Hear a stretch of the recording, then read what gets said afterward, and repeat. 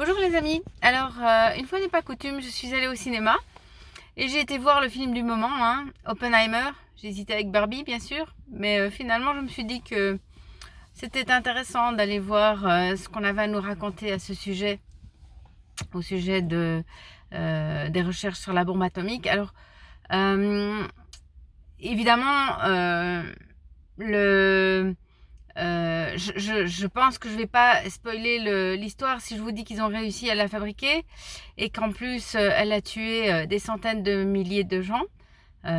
C'était loin de chez nous et c'était il y a longtemps, mais c'était quand même des êtres humains. Évidemment, tout ce qui en a découlé n'a pas été que négatif puisqu'il y a des traitements médicaux qui se basent sur la radioactivité. Et donc, c'est pas du tout mon domaine de compétence, mais je sais quand même un peu de quoi il retourne. Et voilà, je voulais vous dire que en fait, j'avais beaucoup apprécié ce film. On est bien dedans. Ça passe vite. On oublie facilement le réchauffement climatique du mois d'août et ses 15 degrés et ses trompes d'eau. Pour bien non pas se détendre parce qu'on est un peu accroché au fauteuil quand même pendant ces 3 heures, mais on voit bien la complexité des émotions du personnage et ça m'amène à avoir cette réflexion.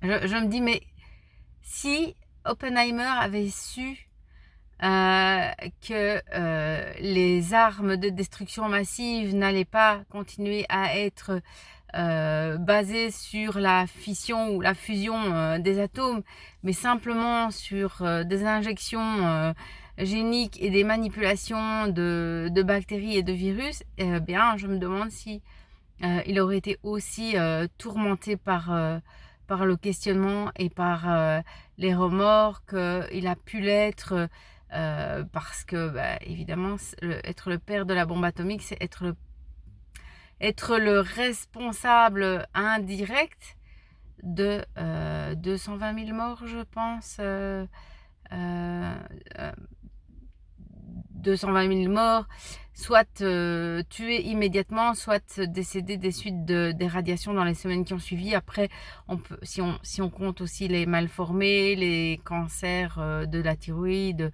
ça doit faire un paquet de morts, mais probablement beaucoup moins que ce que sont capables de faire les scientifiques aujourd'hui avec une simple aiguille. Voilà, et un microscope. Donc, j'avais envie de vous partager ça parce que je regardais cette salle se vider et j'étais en train de me demander ce qu'on avait fait à notre humanité. Est-ce que ces gens-là qui sont cachés derrière tous ces, toutes ces manigances et qui sont là depuis tellement longtemps, qui étaient déjà là avant, avant nous, et même du temps d'Einstein et encore avant, tous ces gens-là, qu'est-ce qui nous prépare et comment ils vivent avec ça. C'est pour moi incompréhensible parce que je ne fonctionne pas comme ça. Et c'est là le piège évidemment. Le piège dans lequel il ne faut pas tomber, c'est de croire qu'à un certain moment, les remords vont les arrêter. Les scrupules vont les étouffer, ils vont changer d'avis. Non, ils changeront pas d'avis. Ils sont monstrueux, ils sont maléfiques et ils sont sans pitié.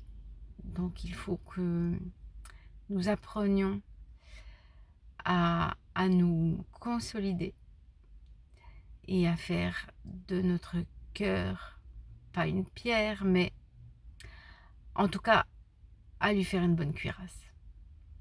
Voilà.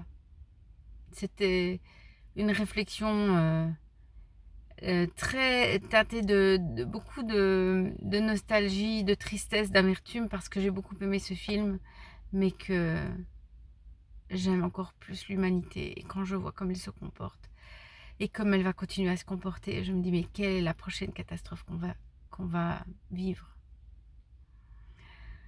Néanmoins, je suis quelqu'un d'optimiste. Donc, je pense que l'amour a toute sa place. Et l'amour est très puissant. Alors, je vous en donne tout plein, tout plein, tout plein.